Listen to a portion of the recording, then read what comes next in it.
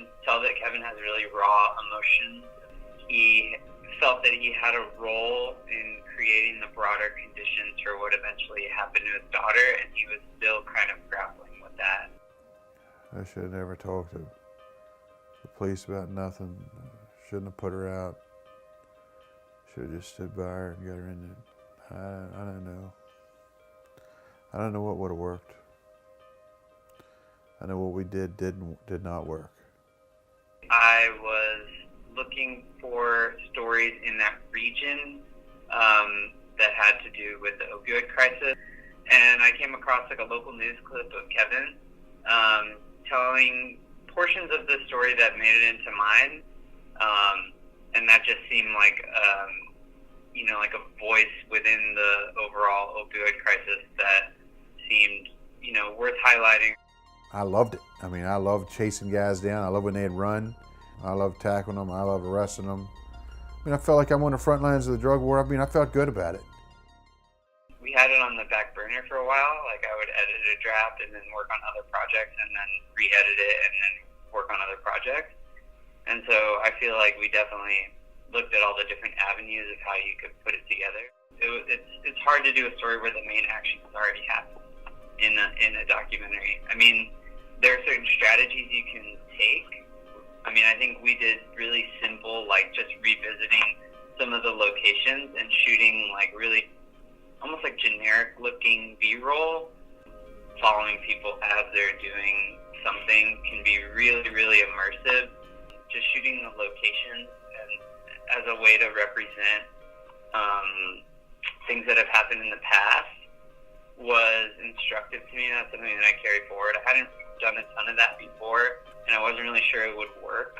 I went through the entire process of like gaining access to the jail and the specific like drug treatment program that she was in, shots to kind of like represent their time in jail together.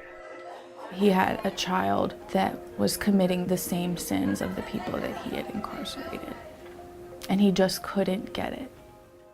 I think the fact that like I went through the trouble to actually go to the real thing and not just have like an exterior of a building or something, I think it does a lot for the story.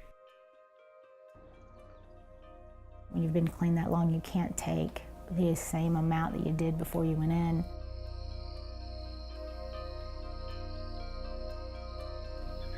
I've been shooting on the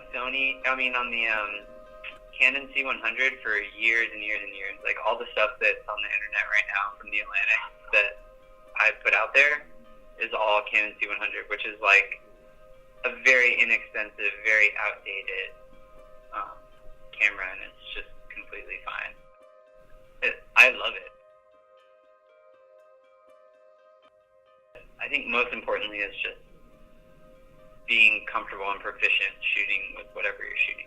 When I'm in the field, even though like I'm doing all the camera work and reporting and stuff, I have people on my team. I'm calling them for guidance and to with new developments. Maybe the story changes while we're out there, and we're always sort of going back and forth. And then especially I would say like during the editing,